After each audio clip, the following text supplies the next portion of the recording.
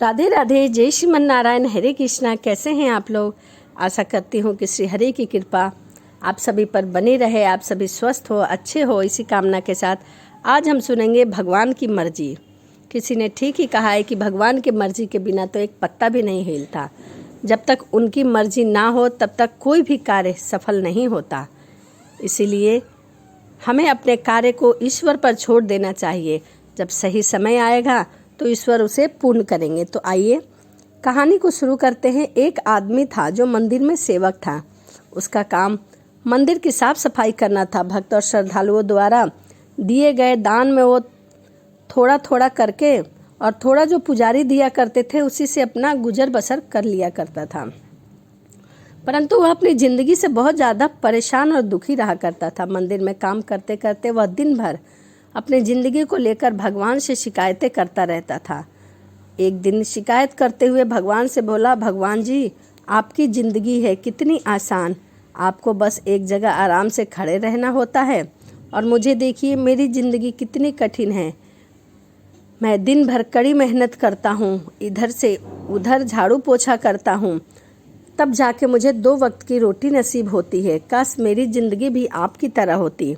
वह बार बार भगवान से यही शिकायत कर रहा था। उसकी बात सुनकर भगवान बोले, तुम जैसा सोच रहे हो वैसा नहीं है। मेरी जगह रहना बिल्कुल आसान नहीं है। मुझे बहुत सारी चीज़ें देखनी पड़ती हैं, बहुत सी व्यवस्थाएं करनी पड़ती हैं। ये हर किसी के बस की बात नहीं है। तभी व्यक्ति बोला कि भगवान जी कैसी बात कर रहे हैं आप? आपका काम आसान ही तो है। आप तो सिर्फ एक जगह दिन भर खड़े रहते हैं, और कौन सी काम है जिसकी व्यवस्था आप करते हैं? इसमें कौन सी बड़ी बात है? मंदिर का सेवक बोला, तुम नहीं कर पाओगे, इस काम में बहुत धैर्य की आवश्यकता पड़ती है। भगवान ने सेवक से कहा, सेवक ने कहा, मैं जरूर कर पाऊंगा, आप मुझे एक दिन अपनी ज़िंदगी जीने दीजिए। उसकी जिद के आगे भगवान मान गए और बोले, ठीक है, आज पूरा दिन तुम मेरी ज़िंदगी जियो, मैं तुम्हारी ज़िंदगी जीता हूँ, लेकिन मेरी ज़िंदगी जीने के लिए तुम्हें कुछ शर्तें माननी होगी। मैं हर शर्त मानने को तैयार हूँ भगवान जी।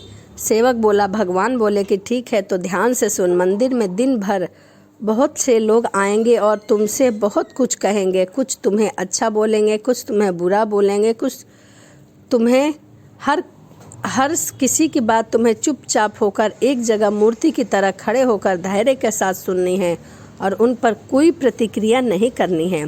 सेवक मान गया। भगवान और उस आदमी ने अपनी जिद एक दिन के लिए आपस में बदल ली। सेवक भगवान की जगह मूर्ति बनकर खड़ा हो गया। भगवान मंदिर की साफ सफाई का काम निपटाकर वहाँ से चले गए। कुछ समय बीतने के बाद मंदिर में एक धनी व्यापारी आया। भगवान से खूब सारी प्रार्थनाएं करते हुए बोला, भगवान जी, मैं एक नई फैक्ट्री डाल रहा हूँ, मुझे आशीर्वाद दीजिए कि यह फैक्ट्री अच्छी तरह चले और मैं इसमें ज़्यादा से ज़्यादा मुनाफा कमा पाऊँ। प्रार्थना करने के बाद वह प्रणाम करने के लिए नीचे झुका तो उसका बटुआ नीचे गिर गया। जब वह वहाँ से जाने लगा तो भगवान की जगह खड़े मंदिर में सेवक का मन हुआ कि उसे बता दे कि उसका बटुआ नीचे गिर गया है, लेकिन शर्त के अनुसार उसे चुप रहना था, हिलना डुलना और बोलना नहीं था। इसीलिए वह कुछ नहीं बोला और खामोश ही खड़ा रहा। उसके तुरंत बाद एक गरीब आदमी आया और वह भगवान को बोला, भगवान जी, मैं बहुत गरीबी से जीवन काट रहा हूँ, परिवार का पेट पाल रहा हूँ, माँ की दवाई की व्यवस्था करनी है, समझ नहीं आ रहा है कि इतना सब कैसे मैं करूँ। आज देखो मेरे पास बस 2 रुपया है, इसमें मैं क्या कर पाऊँगा। आप ही कुछ चमत्कार करो और मेरे लिए धन की व्यवस्था करो ताकि मेरे परिवार का पेट पल सके और माँ की दवा आ सके। प्रार्थना करने के बाद जैसे ही वह नीचे झुका प्रणाम करने के लिए, उसे व्यापारी का गिरा हुआ बटुआ दिखाई दिया। उसने बटुआ तुरंत उठा लिया और भगवान को धन्यवाद देते हुए बोला, भगवान जी, आप धन्य हैं, आपने मेरी प्रार्थना इतनी जल्दी सुन ली। इन पैसों से मेरे परिवार के कुछ दिन का भोजन आ सकता है, माँ की दवाई की व्यवस्था हो जाएगी। भगवान को धन्यवाद देकर वह वहाँ से जाने लगा। तब भगवान बने मंदिर ने सेवक का मन हुआ कि उसे बता दूं कि वह बटुआ एक व्यापारी का है, उसे मैंने नहीं दिया है, वह जो कर रहा है वह चोरी है, लेकिन वह रहने के लिए विवश था, इसीलिए मन मारकर चुपचाप खड़ा रहा। मंदिर में आने वाला तीसरा व्यक्ति एक नाविक था। वह 15 दिन के लिए समुद्री यात्रा पर जा रहा था। भगवान से उसने प्रार्थना की कि उसकी यात्रा सुरक्षित रहे और सकुशल वापस आ सके। वह प्रार्थना कर ही रहा था कि धनी व्यापारी वहां आ गया और वह अपने साथ पुलिस भी लेकर आया था। नाविका को देखकर वह पुलिस से बोला, मेरे बाद ये मंदिर में आया है, जरूर इसने ही मेरा बटुआ चुराया होगा, उसमें बहुत सारे पैसे थे, कृपया करके आप इसे गिरफ्तार कर लीजिए। पुलिस नाविक को पकड़कर ले जाने लगा। भगवान बने आदमी को अपने सामने होता हुआ अन्याय सहन नहीं हुआ। शर्त के अनुसार उसे चुप रहना था, लेकिन उसे लगा कि बहुत गलत हो रहा है। यदि मैं चुप रहा तो, यदि मैंने अपना मुंह नहीं खोला तो यह निर्दोष आदमी को व्यर्थ में ही सजा भुगतनी पड़ेगी। उसने अपनी चुप्पी तोड़ते हुए कहा, आप गलत व्यक्ति को पकड़ कर ले जा रहे हैं। ये बटुआ इस नाविक ने नहीं, बल्कि इससे पहले आए हुए गरीब व्यक्ति ने चुराया है। मैं भगवान हूँ और मैंने सब कुछ अपनी इन्हीं आंखों से देखा है। पुलिस भगवान की बात कैसे नहीं मानते। उसकी बात मानकर उन्होंने नाविक को छोड़ दिया और उस गरीब आदमी को पकड़ लिया जिसने बटुआ लिया था। शाम को जब भगवान वापस आए तो मंदिर के सेवक ने पूरे दिन का वृत्तांत सुनाते हुए उसे गर्व के साथ बताया कि आज मैंने एक व्यक्ति के साथ अन्याय होने से रोका है। देखिए आपकी ज़िंदगी जीकर आज मैंने कितना अच्छा काम किया है। उसकी बात सुनकर भगवान बोले, ये तुमने क्या किया है? मैंने तुमसे कहा था ना कि तुम चुपचाप मूर्ति बनकर खड़े रहना, कुछ भी मत बोलना, लेकिन वैसा न करके तुमने मेरी पूरी योजना पर पानी फेर दिया है।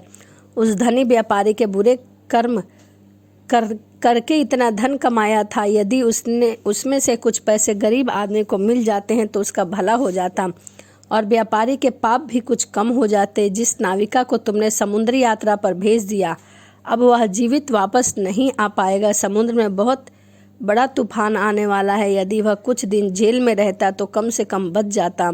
सेवक को यह सुनकर एहसास हुआ कि यह तो बस वही देख पा रहा है जो आंखों के सामने हो रहा है। उन सबके पीछे की वास्तविकता को वह नहीं देख पाया, जबकि भगवान जीवन के हर पहलू को देख पाते हैं और विचार कर अपनी योजना बनाते हैं और लोगों को जीवन चलाने की सीख देते हैं। इस कहानी से हमें क्या सीख मिलती है? हम जब भी भगवान की योजना को समझ नहीं पाते, जब हमारे साथ कुछ गलत होता है या हमारे हिसाब में कुछ नहीं होता, तो अपना धैर्य खोकर हम भगवान को दोष देने लगते हैं।